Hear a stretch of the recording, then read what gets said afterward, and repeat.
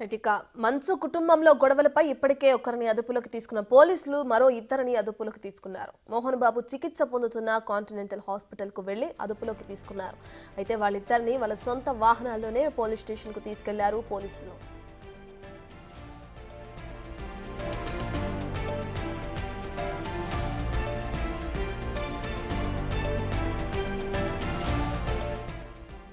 ఇక మంచు మోహన్ బాబు అలాగే తన కుమారుడు మనోజ్ కి మధ్య రాత్రి నుంచి వాగ్వాదం తారా స్థాయి వరకు చేరింది.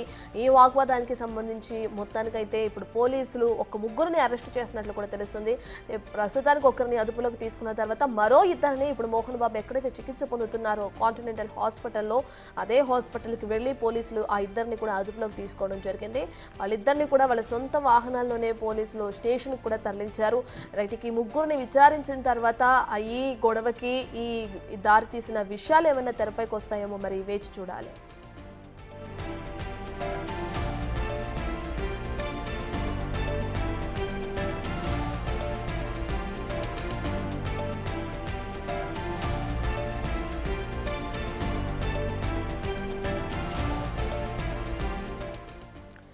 ఇక రాత్రి జరిగిన వాగ్వాదానికి సంబంధించి ఇప్పుడే మంచు మోహన్ బాబు అస్వస్థతకి గురయ్యారు. ఆయనకి హై బీపీ రావడం వల్ల ఆయన కాంటినెంటల్ హాస్పిటల్లో జాయిన్ చేశారు.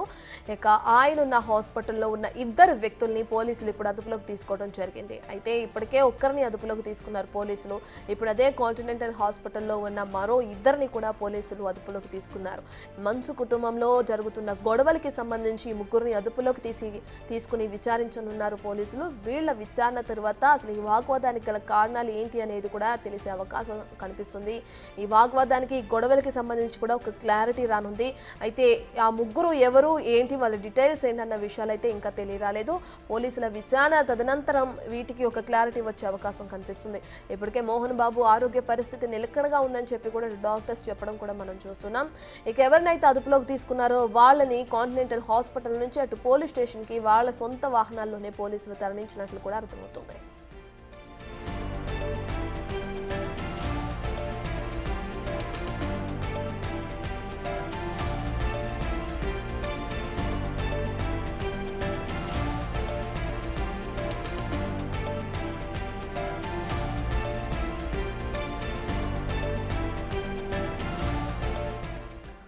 పూర్తి డీటెయిల్స్ అందించడానికి మా ప్రతినిధి సుజాత లైవ్ లో జాయిన్ అవుతున్నారు. రైట్ సుజాత, ఇప్పటికే మంచు కుటుంబ వ్యవహారంలో తలెత్తిన ఈ గొడవలకి సంబంధించి పోలీసులు కాంటినెంట్ హాస్పిటల్లో మరో ఇద్దరిని అదుపులోకి తీసుకున్నారని చెప్తున్నారు. అసలు ఆ ఇద్దరు ఎవరు, వాళ్ళ డీటెయిల్స్ ఏమైనా తెలిసినాయా సుజాత?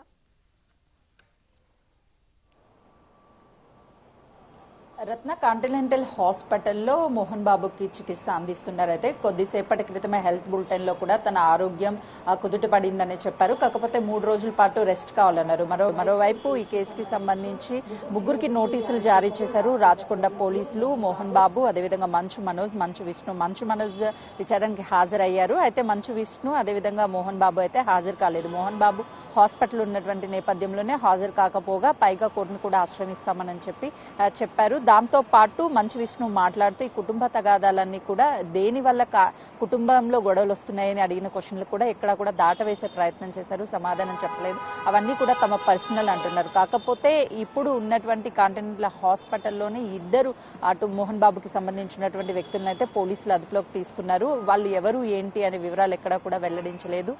పోలీస్ కారు మొదట లోపలికి వెళ్ళింది. ఆ తర్వాత లోపల నుంచి వచ్చేటప్పుడు కారు ముందు వెళ్లి మరొక కారు, ప్రైవేట్ కారులో ఇద్దరు వ్యక్తులు కూడా బయటికి వెళ్ళినట్లు తెలుస్తుంది. వాళ్ళ వివరాలు అయితే ఆ పోలీసులు ఎక్కడా కూడా బయటికి చెప్పడం లేదు. మరోవైపు ఈ వాదనలకి సంబంధించి కూడా మంచు విష్ణు మీద ఆరోపణలు చేస్తుంటే మంచు విష్ణు మాత్రము వాళ్ళ మధ్య ఉన్నటువంటి గొడవలకి కారణం ఏంటి అని ఎక్కడా కూడా ప్రస్తావించడం లేదు. మీడియాతో కూడా దాటవేసే ప్రయత్నం చేయడంతో పాటు తమ కుటుంబానికి సంబంధించి అన్ని పర్సనల్ ఎవరికి ఎలాంటివి చెప్పాల్సిన అవసరం లేదు.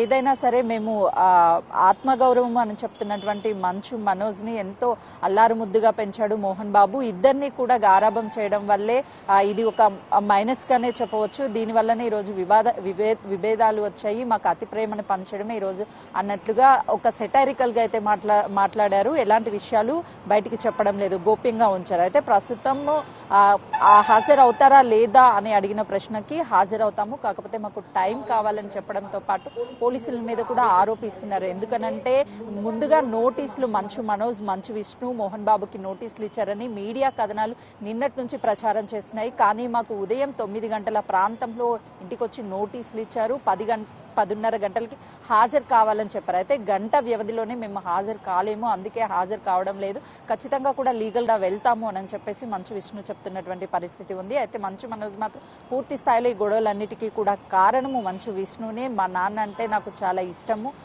మొదటి నుంచి కూడా ఎంతో ప్రేమగా పెరిగాము, కేవలము మంచు విష్ణు వల్లే ఈ గొడవలంతా కూడా తలెత్తుతున్నాయనని తను చెప్తున్నారు. అయితే ప్రస్తుతానికి ఆ ఇద్దరు ఎవరు ఏంటి అదుపులోకి తీసుకున్నది అనే దాని మీద సమాచారం లేదు.